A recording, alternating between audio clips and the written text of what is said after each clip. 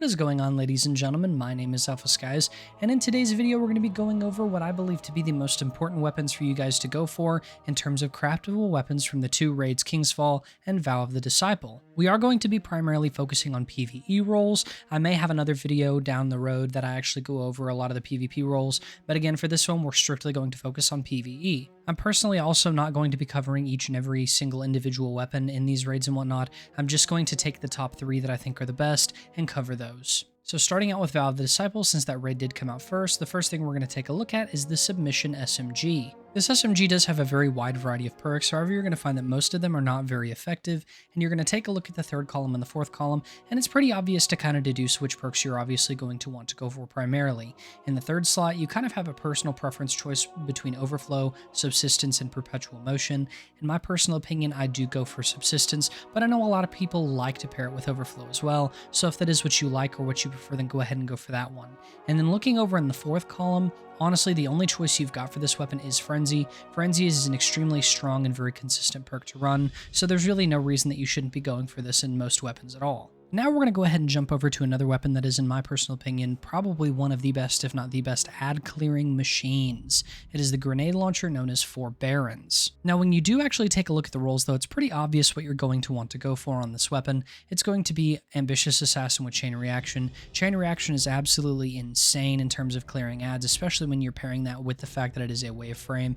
And then Ambitious Assassin is also very strong. You can somewhat try to argue that Unrelenting is a perk that you can take in the third slot. I personally think that if you really need it, or if you're having issues surviving, whatever it may be, then I, can argue that maybe you would want to use Unrelenting at some point, but obviously primarily for the most part, you're going to be using Ambitious Assassin and nothing else. And last but not least, we're going to take a look at what I personally still believe to be the most powerful linear fusion in the entire game. We see the Cataclysmic. Taking a look at the third and fourth column perks, there's a couple of perks that you could probably argue taking in the fourth slot, but honestly in that third column, the only one that you're going to actually be taking here is fourth times the charm. And in the fourth slot, you can kind of make arguments for all of the perks in here for the most part between Bait and Switch, Focused Fury, Clown Cartridge, or High Impact Reserves. But obviously, I think the one that you're going to be wanting to go for primarily is going to be Bait and Switch, because it is a perk that you're going to get the most effective damage buff out of all of these, and it's also one that you can still proc while playing solo, so you don't have to worry about having multiple people on your team or anything like that to proc this, similar to something like Firing Line. But with those that we've briefly covered out of the way, let's go ahead and take a look over at King's Fall. Now, I'll be honest, King's Fall is a bit of a tough one because most of the weapons in this raid are phenomenal. But let's go ahead and jump and take a look at the first one that I think is more of a kind of crowd favorite, is going to be Zallow's Bane. Taking a look in the third and fourth column, it has a really good, nice, wide assortment of perks, but I think the one that you're going to want to go for, that we're seeing most people go for, is going to be Explosive Payload with Incandescence. Again, this is another weapon that you can make somewhat of an argument in the fourth slot, though. If you want to have more grenade energy, I think Demolitionist is something that you can argue for, or even more than that, I think you can very much argue to take Firefly as well. Again, it comes down to personal preference, but if I had to choose, I would definitely say go Explosive Payload and make sure you're taking that Incandescence in the fourth slot. And taking a look at another weapon that has an absolutely amazing perk pool to actually look at, we're taking a look at the Scout Rifle, the Doom of Kelkis. I think when it comes to your third slot, you can either argue Explosive Payload or Firefly. It's going to kind of come down to what you want in that fourth slot, but you're not going to honestly want to pair the double explosions on it. As cool and as interesting as it is, it's not something you're ideally going to want to take, or that's going to be very optimal in terms of clearing very many activities.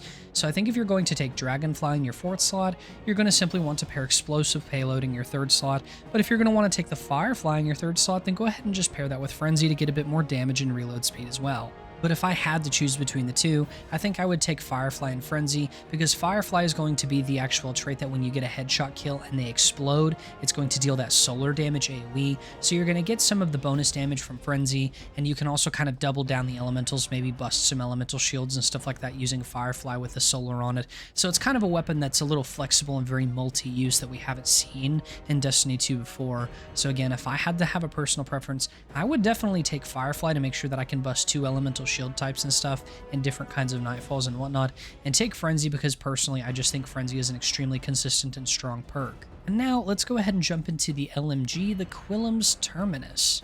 This LMG also has a fairly wide variety of perks and stuff that you can take, but I think what it's going to come down to is going to be used for a lot of ad clearing and whatnot. We're not going to see this weapon being used very much in terms of boss DPS, so I think my personal opinion is going to be stats for all and killing tally.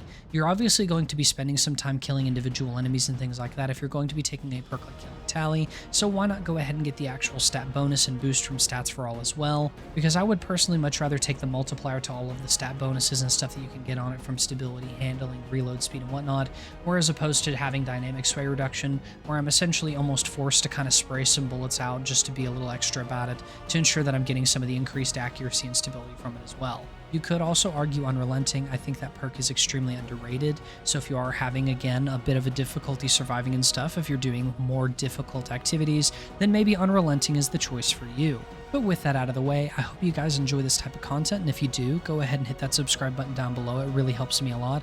Also, hit that like button and comment down below if you agree or disagree with these choices that I've made, and let me know why you agree or disagree with them, and I will catch you guys in the next video.